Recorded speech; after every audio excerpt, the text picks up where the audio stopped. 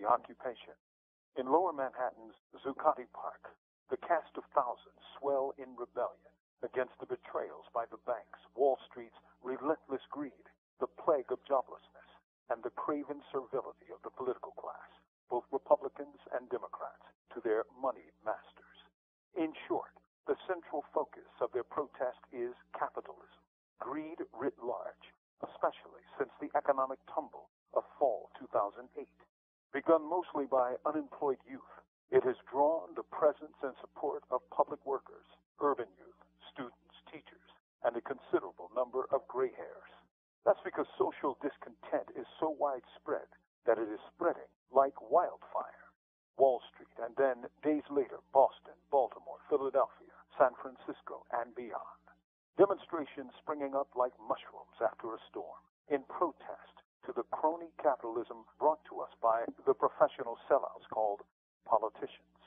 And speaking of, like vampires at a blood bank, politicians are descending on Wall Street to try to suck the life out of a movement that could threaten their monopoly on power. For politicians' only interest in this protest is to exploit it, to weaken it, while they continue to serve the very bosses the protesters oppose. You can count the number of politicians who truly oppose Wall Street on one hand and still have a few fingers left.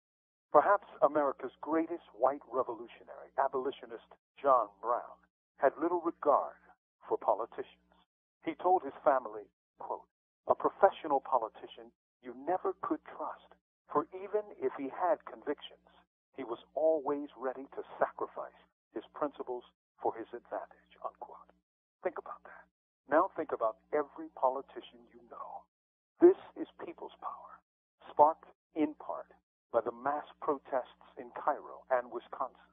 Other sparks were the Troy Davis injustice, the assault on several demonstrators by New York cops, the repression on the poor and working class by the political class, and discontent with the long-wasted years at wars abroad.